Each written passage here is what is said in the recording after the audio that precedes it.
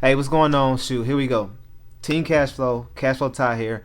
I'm getting ready to talk about the 2290. The 2290 is a heavy highway tax that thus owner operators or fleet owners have to pay each year around this time, which is right now this is July 2021. So you usually have to pay it. I think the deadline is like August 31st or something, and you have to pay it, and it's good for next June to June 30th of 2022.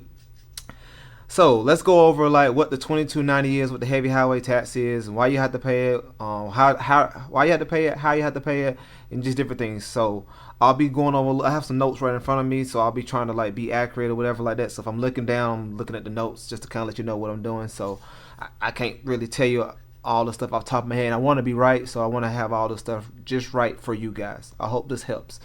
Okay, first, what is a 2290? 2290 is a heavy highway vehicle use tax, also known as a HVUT, and it's in the form of 2290, and it is a federal excise tax imposed on vehicles operating in public highways which have a gross weight of 55,000 pounds or more. Taxes are collected annually, it means yearly, and are used for the highways constructions and maintenance, so they say. I'm not saying it ain't, but I'm just saying that's what they say it's for. What is the deadline? What is the due date for the Form 2290? The due date is August 31st, whatever year it is. That's normally what it is. So that's the due date. That's the date it needs to be paid. Okay. When is it? So the IRS Form 2290 heavy users taxes may be filed every year by August 31st. The current tax period for heavy highway begins July 1st, whatever year it is, and ends July 30th the next year. So right now it'll be July 1st, 2021, and it'll run all the way to June 30th, 2022, which is a complete year. How do I process the 2290? Well, usually you have to do it in an e-form, electronic form, which means first you need to gather your information. Your information you're going to need is your EIN number, your VIN number, your EIN number, and all your information that you need for you whoever's running the business, whatever like that. But mostly you need the EIN number and your VIN number is the main two things you definitely need. Okay, step 2. Choose a 2290 e-file provider and file. So like me, right now I'm using Express Truck. I use them just because that's who I've always used. There's other ones out there, but I use Express Truck because it's easy. And that's pretty much. I'll put their link in the description so y'all can just click there and kind of see what I'm talking about. They ain't paying me to say this. That's just what I use. They ain't did nothing for me as far as making me want to say this. I'm just telling y'all what I use to make it easier for whoever's watching this video. Anyway. Review the list of participating commercial software providers and select one form the current tax year that best meets your needs, which pretty much I just said. Step 3. Choose a payment option. Pay your taxes by credit card or debit card, or I think they may have a way you can do a check. So I do mine by paying with my credit card. I can already let you know that it can get tricky sometimes with like. Okay, so if you're e-filing it, you'll pay for the e-file. The e-file will be like $9 or something like that. But then you gotta click a link that sends you straight to the IRS, and you have to really pay through them. And once you pay through them, they'll give you like this form with the receipt, and I'll probably try to screenshot my form or an example of a form so y'all kind of know what it means once it's paid, once you get it. But once you do that, the IRS uses the third-party payment processors for payments and debit cards or credit cards. It is safe, secure. Your information is usually solely to process your payment. How much does the IRS charge to pay with the credit card? So they charge the processing fees. Credit card tax payments occur a fee from payment processor. The fee varies from processor and currently is 1.87% to 3.93% of the payment with a $2.50 to $3.95 minimum, according to the IRS currently in 2021. Can you file your 2290 online? Yes, the government requires 2290 e-filing.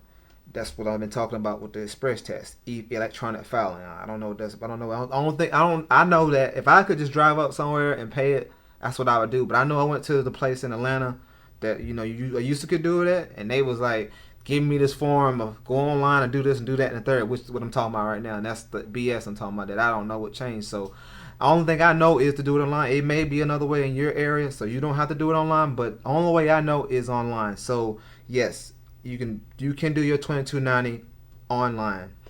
Now that you can electronically file or e-file your heavy highway use tax, like once again HVUT Form 2290 for any vehicle over 55,000 pounds, typically owners of vans, pickup trucks, panel trucks are not required to file or pay tax on those smaller trucks. Like I said, if you got something that's under the 55,000 pound thing, you ain't got to worry about this. Like if you got like if you got a dually truck and a trailer, you probably ain't got to do all this because that's not 55,000 pounds. But for somebody like me, my tractor is about 12,000, and I'm probably pulling something. And the weight and stuff I'm pulling is going to be, a lot of weight. Altogether, I'm pulling about 80,000 pounds on a very heavy day of total gross weight, 80,000. So that's why I have to pay the $550 every year. And like I said, the price which you have to pay, it varies. But I'll let you know that if you don't pay on time and you get penalized, or if you're a new driver or you new owner operator and you don't know anything about it, and a year goes by and you get this thing in the mail saying that you owe the IRS $750, well, that's what that was. That was the 2290. No one told me. I found out. This is the way I found out.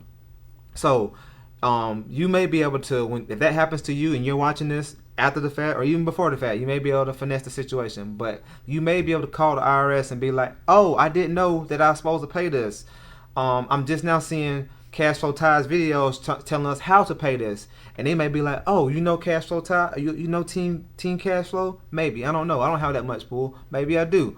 But anyway, you can tell them that, and they may be able to take away the penalty fee, which that $200 would accrue from the year that you didn't pay, and you get it in the mail. You'd be like, but you're gonna have to pay the $550 no matter what. You're gonna have to pay the $550, and whatever interest it accrued, you maybe you'll get them to waive it your first time.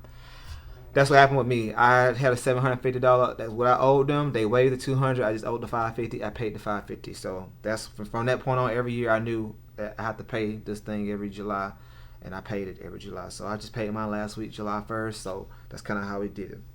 Okay, what happens if you pay your $22.90 late? Well, that's what I just talked about. Penalties. You just get penalized. The penalties of filing the IRS Form 2290 by August 31st is equal to 4.5% of the total tax due.